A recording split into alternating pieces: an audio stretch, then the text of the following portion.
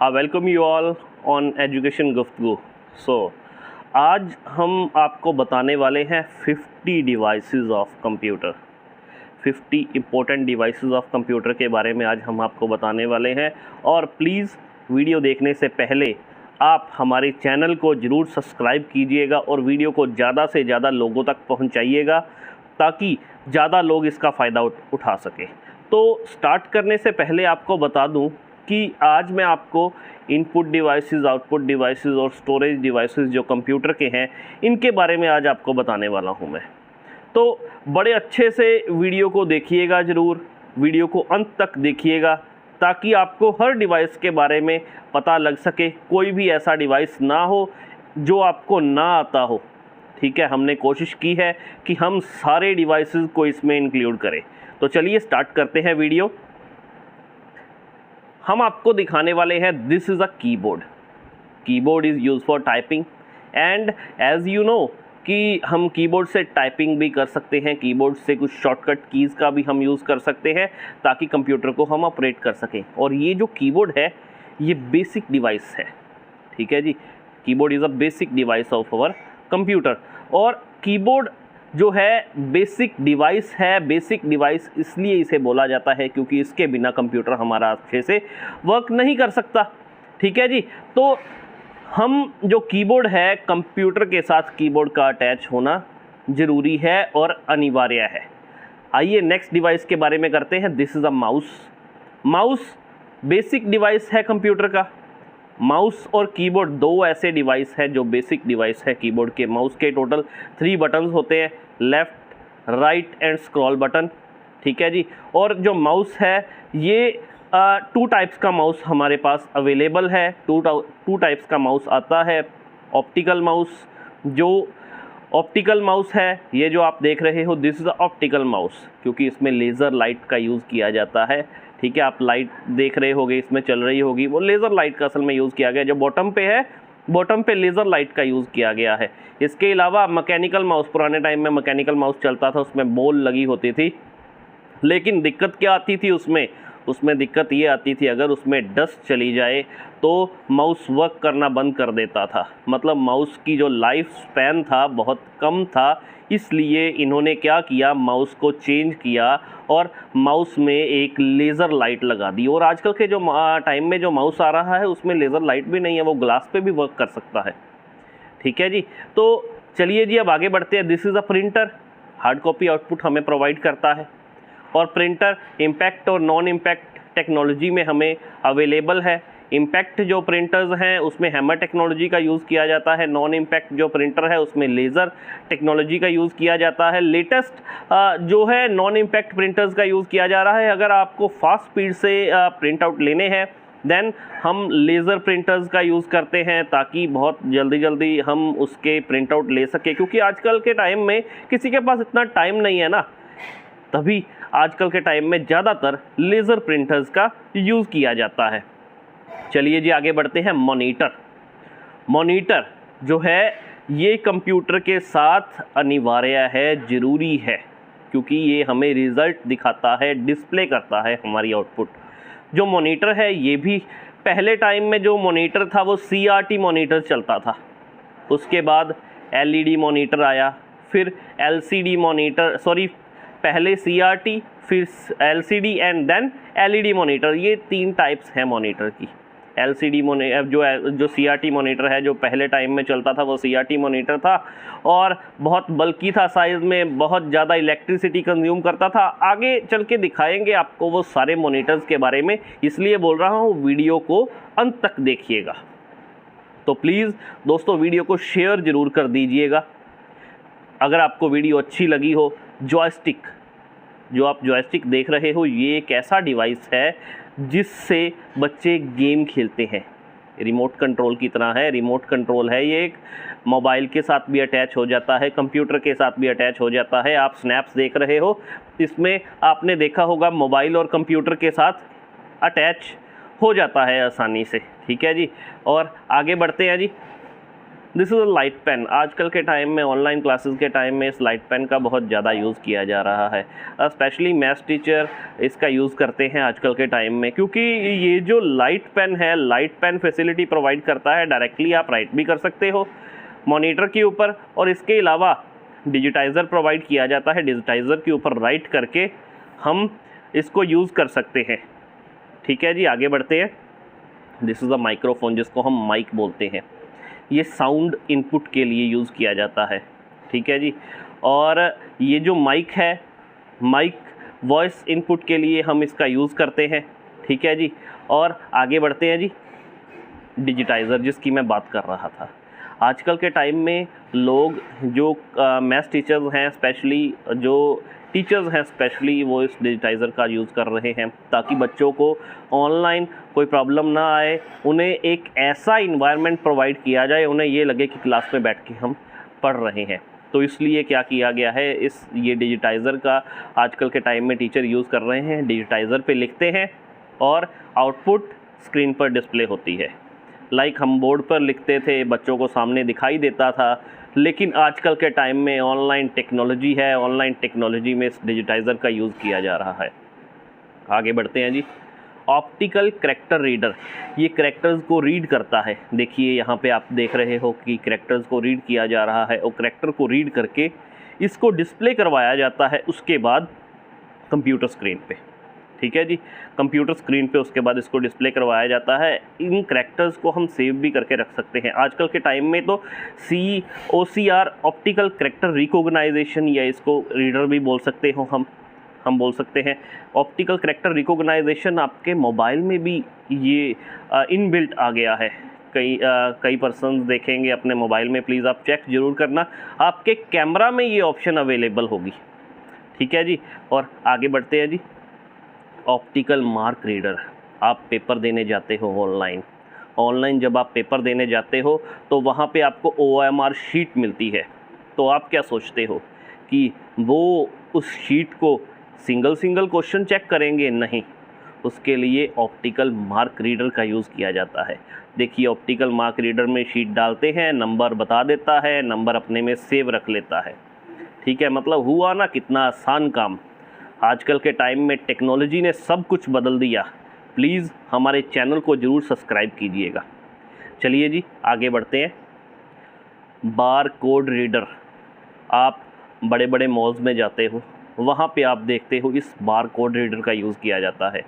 Bar code reader एक ऐसा device है, आप देखोगे, आप जो भी प्रोडक्ट मार्केट से परचेज़ करोगे उसके ऊपर एक बार कोड लगा होगा। देख रहे हो कि लाइंस आप यहाँ पे दिखाई दे रहे हो ना, कि जो ब्लैक कलर की लाइंस हैं वो लगी हुई हैं। उसमें असल में है क्या? उस प्रोडक्ट की सारी इन्फॉर्मेशन, उस प्रोडक्ट की सारी डिटेल। किस तरह की डिटेल? उस प्रोडक्ट का नेम, उसका प्राइस, उसकी डिस्क्रिप्शन, हर चीज़ उस प्रोडक्ट की जैसे ही हम स्कैन करते हैं with the help of bar code reader, read करते हैं इस बार कोड को, इसे हम बोलते हैं बार कोड।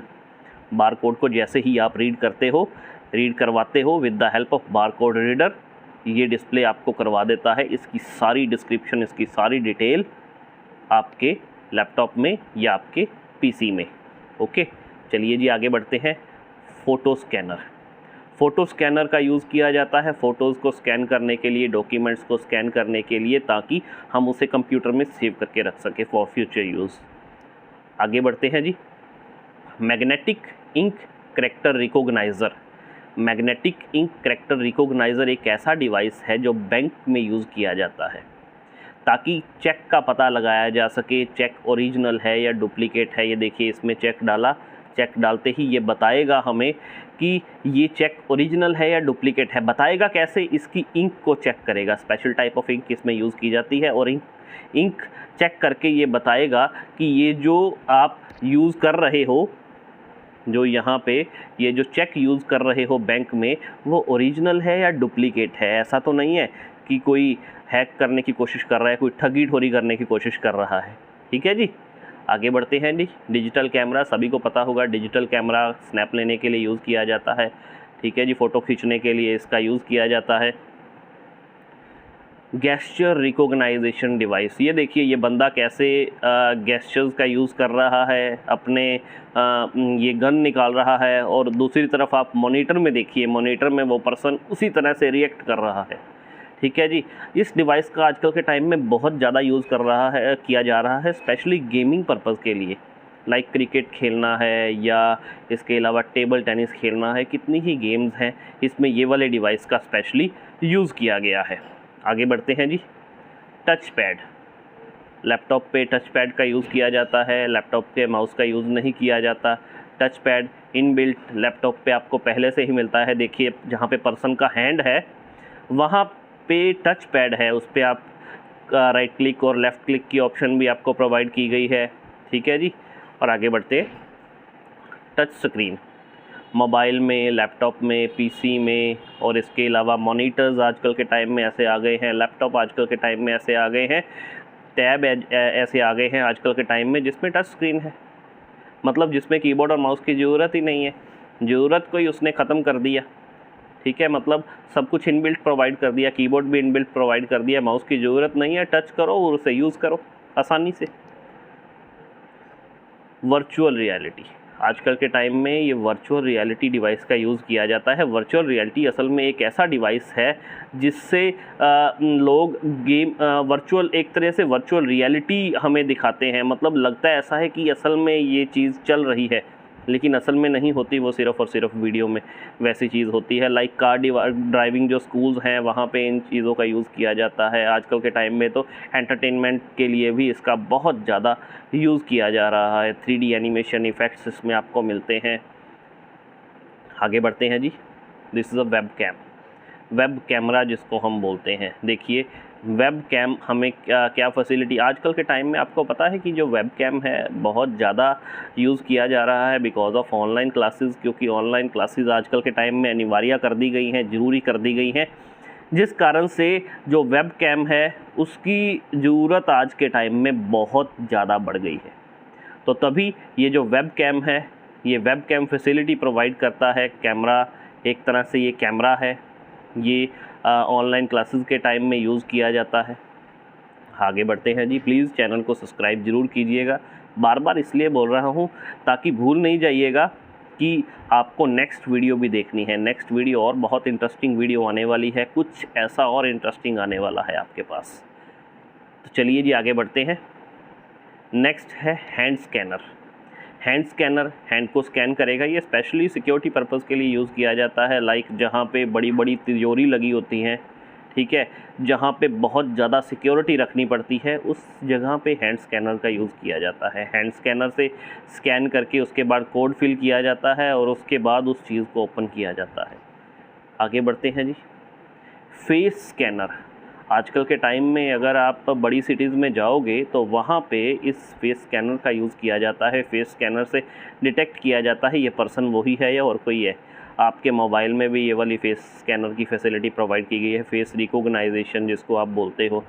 ठीक है जी, आप अपने फेस के आगे अपना मोबाइल करते हो और आपका मोबाइल ओपन हो जाता है। कैसे ओपन होता है? आपके फेस को स्कैन करता है, वो फेस को स्कैन करने के बाद उसे ओपन करता है। फिंगर स्कैनर, आपके मोबाइल में ये वाली फैसिलिटी है। ऑनलाइन अटेंडेंस नहीं, ऑफलाइन अटेंडेंस के लिए इसका यूज़ किया जाता है फिंगर स्कैनर का। ठीक है जी, फिंगर स्कैनर से बड़ा आसान काम हो गया है, क्योंकि आपको भी पता है कि सभी के जो फिंगरप्रिंट्स हैं वो यूनिक हैं।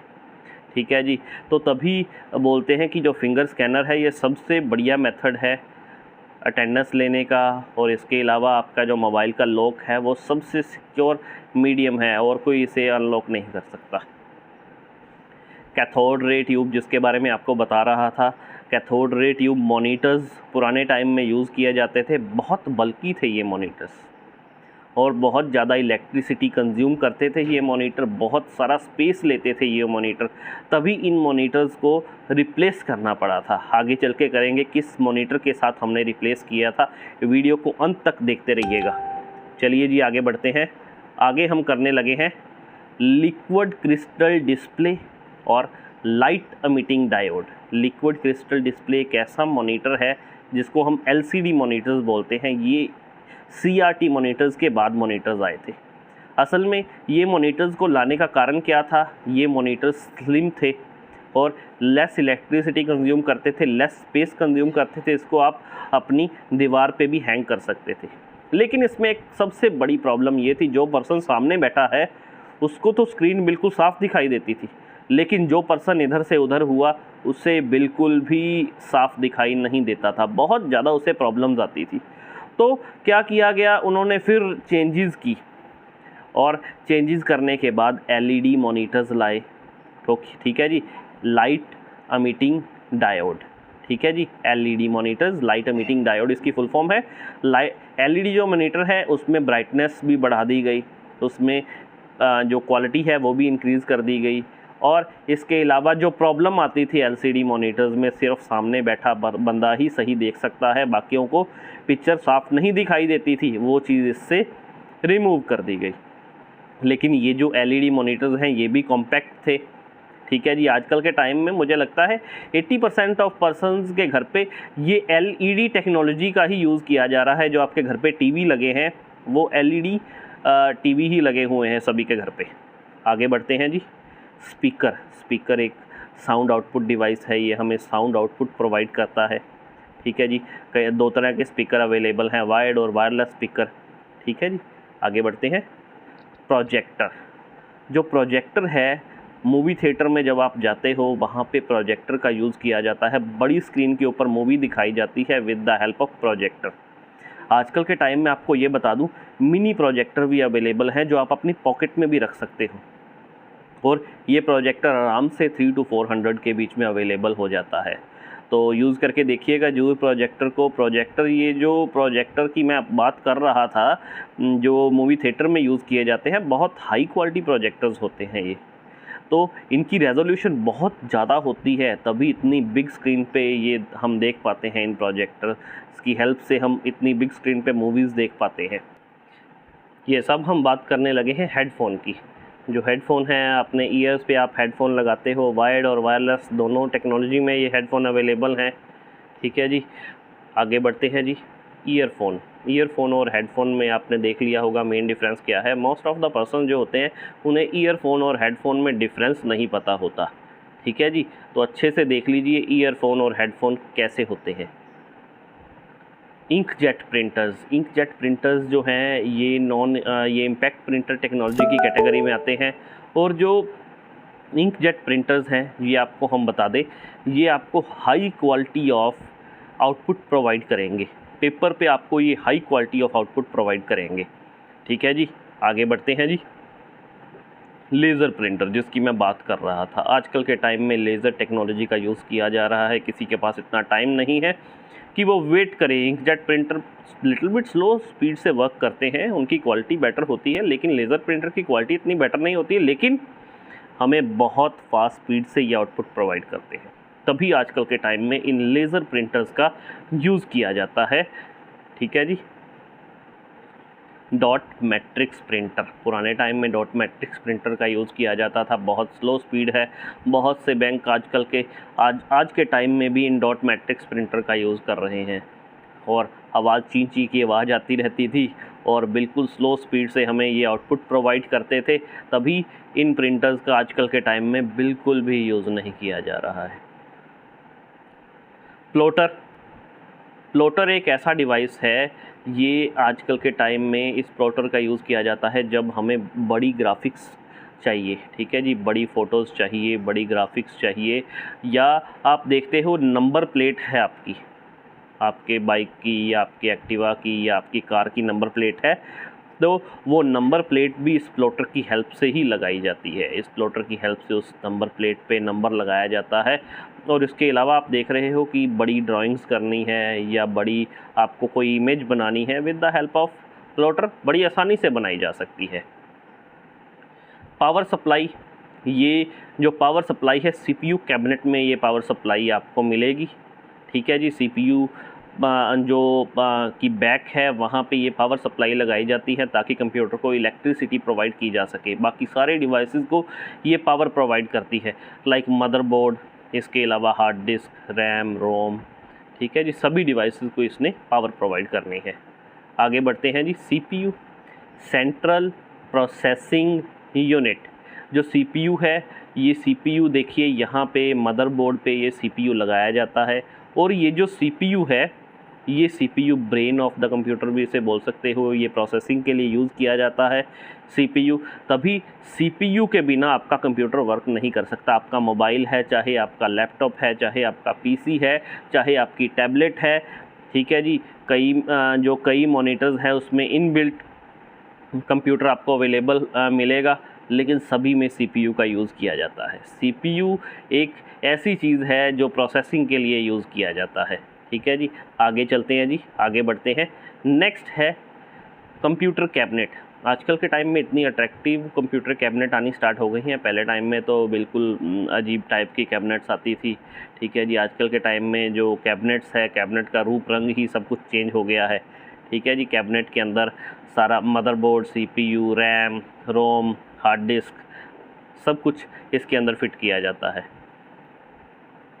मदरबोर्ड, जो मदरबोर्ड है इसको आप ये भी बोल सकते हो, ये मेन कंट्रोल बॉक्स है। जैसे आपके घर के बाहर मेन सप्लाई बोर्ड लगा होता है, उसी तरह से कंप्यूटर का ये मेन सप्लाई बॉक्स है, जिसके अंदर कीबोर्ड, माउस, मॉनिटर, रैम, रोम, हार्ड डिस्क, सब कुछ इसके साथ ही अटैच किया जाता है, ठीक है जी। आगे बढ़ते हैं। Hard disk.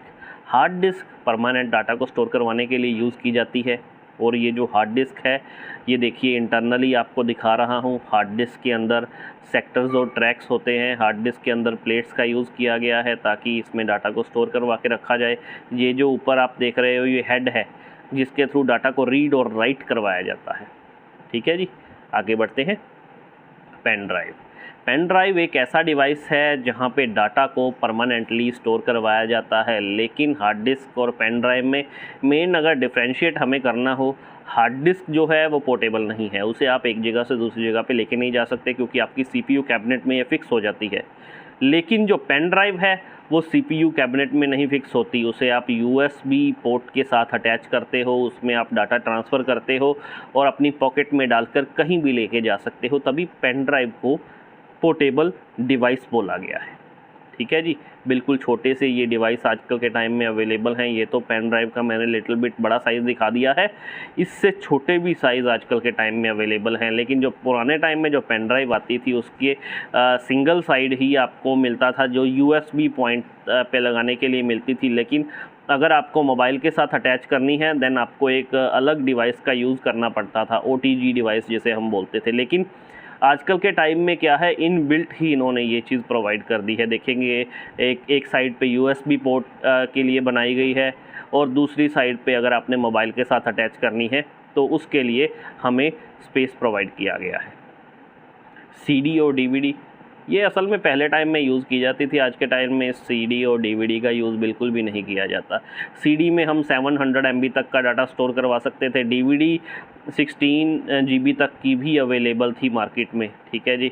ये ज़्यादातर यूज़ की जाती थी सॉन्ग को रिकॉर्ड करने के लिए या मूवीज़ को रिकॉर्ड करवाने के लिए इसका यूज़ किया जाता था। पुराने टाइम में इसका यूज़ किया जाता था, लेकिन आजकल के टाइम में इसका यूज़ नहीं किया जाता है।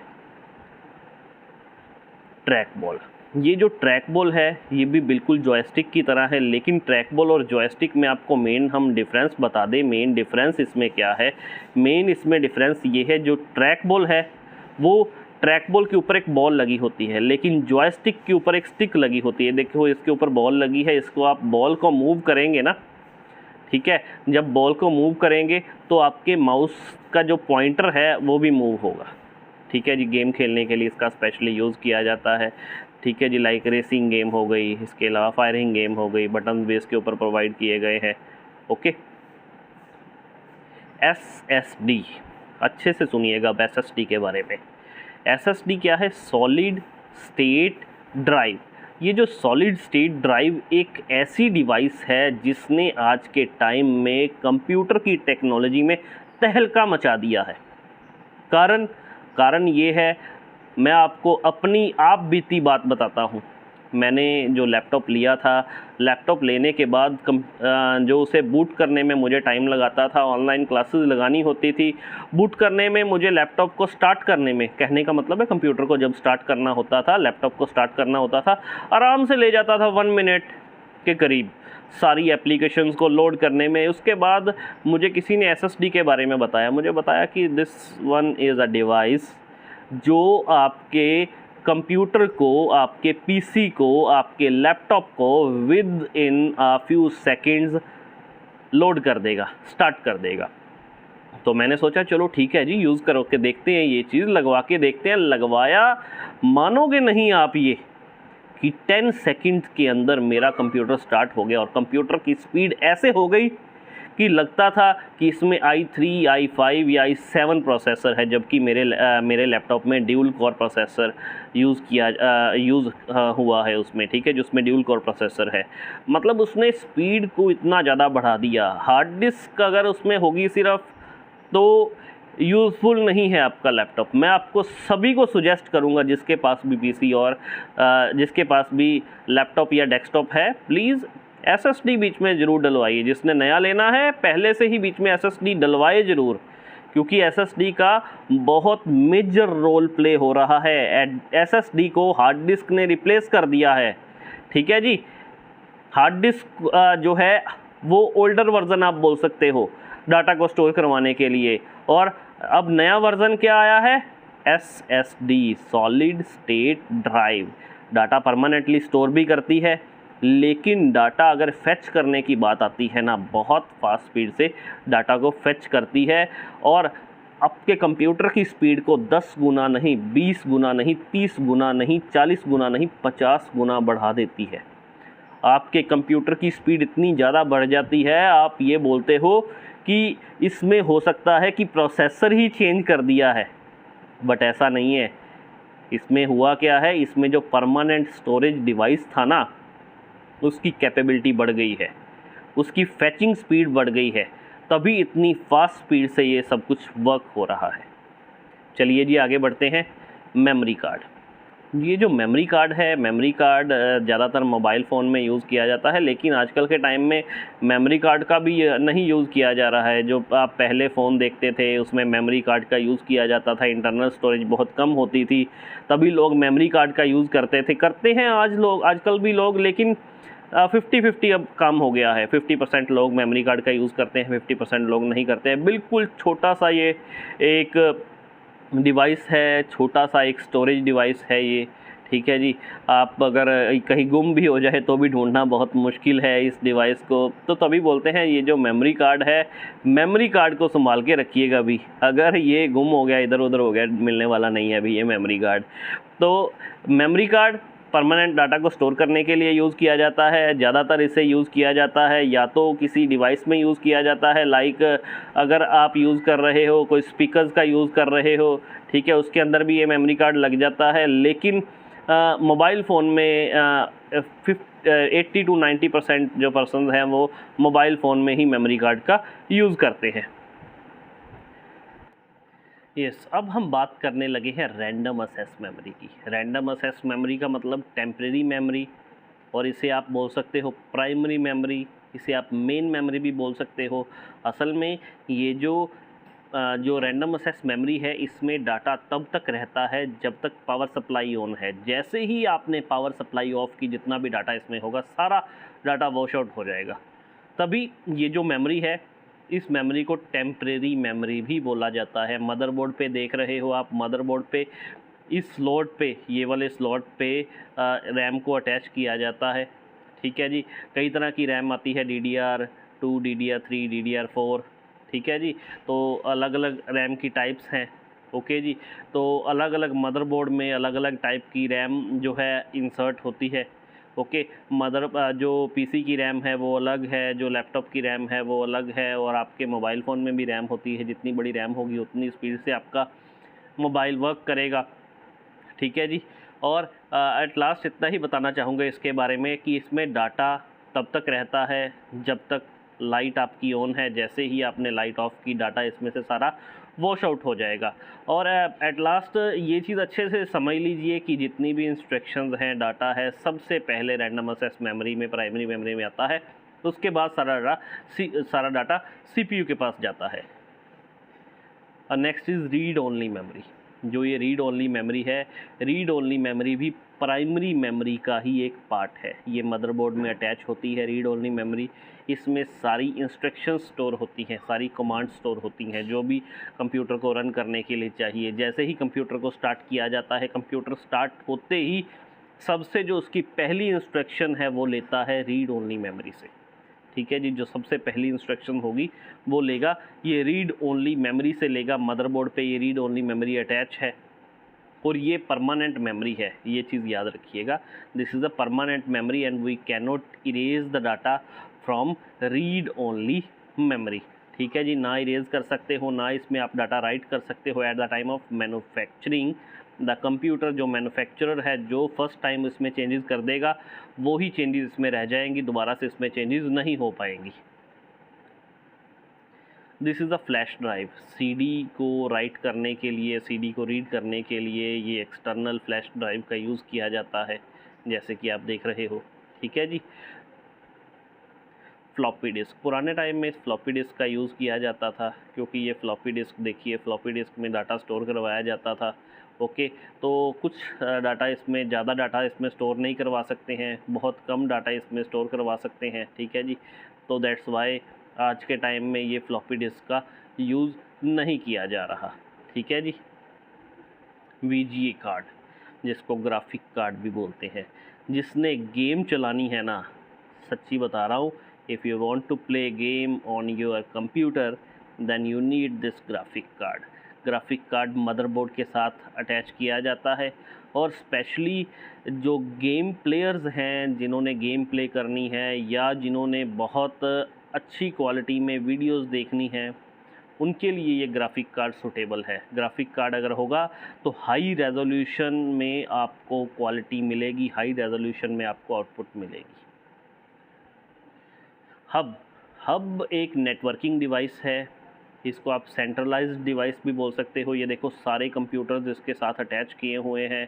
ठीक है, एक सेंट्रल डिवाइस है जिसके साथ सारे कंप्यूटर अटैच कर दिए और सारे कंप्यूटर्स जो हैं एक दूसरे के साथ कनेक्टेड हो गए। इंटरनेट को भी शेयर कर सकते हैं, फाइल्स को भी शेयर कर सकते हैं, फोल्डर को भी शेयर कर सकते हैं, रिसोर्सेज को भी शेयर कर सकते हैं, लाइक प्रिंटर को शेयर करना, स्कैनर को शेयर करना, ताकि कॉस्ट रिड्यूस हो जाती है ओवरऑल नेटवर्क की। लेकिन इसकी एक डिसएडवांटेज ये है कि ये लिमिटेड अमाउंट ऑफ कंप्यूटर्स को ही कनेक्ट कर सकता है। बढ़ से बढ़ के आई थिंक 8 कंप्यूटर्स को ये कनेक्ट कर सकता है, 8 से ज़्यादा कंप्यूटर को कनेक्ट नहीं कर सकता।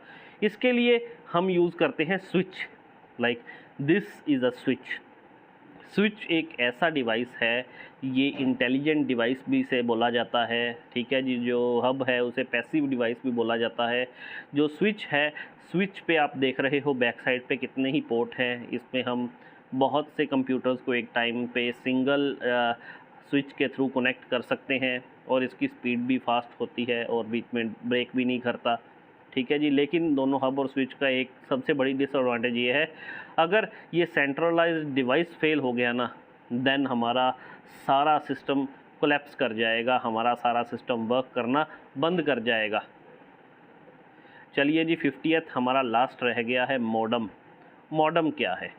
मॉडम देखिए, मॉडम जब भी हम अपने घर पे वाईफाई लगवाते हैं, जब भी हम अपने घर पे ब्रॉडबैंड कनेक्शन लगवाते हैं, उसके साथ मॉडम अटैच किया जाता है ताकि इंटरनेट की रेंज आप तक पहुंच सके। मतलब लैपटॉप, PC, इसके अलावा मोबाइल, टैबलेट, सभी के साथ अगर इंटरनेट को कनेक्ट करना है तो मॉडम की ज़रूरत पड़ती है। ठीक है जी, ये देखिए पीछे स्लॉट्स भी प्रोवाइड किए हैं कि इन केस आपको ज़रूरत है कि आप ईथरनेट का यूज़ करना चाहते हो, मतलब वायर के थ्रू अगर आप कनेक्ट करना चाहते हो अपने कंप्यूटर को या लैपटॉप को, आपके लिए वो भी यहाँ पे फैसिलिटी प्रोवाइड की गई है। अदरवाइज़ वायरलेस फैसिलिटी तो है ही, उसके थ्रू आप कनेक्ट कर लो। And we thanks a lot for watching my video. Thanks a lot from education Guftagu. Please channel को सब्सक्राइब, लाइक और शेयर ज़रूर कर दीजिएगा और फर्दर नोटिफिकेशन के लिए बेल आइकन प्रेस कीजिएगा ताकि आपको नेक्स्ट वीडियो जल्द से जल्द मिल जाए और हमें आप तक वो वीडियो ना पहुंचानी पड़े, डायरेक्टली आपके मोबाइल पर नोटिफिकेशन आए। Thanks a lot.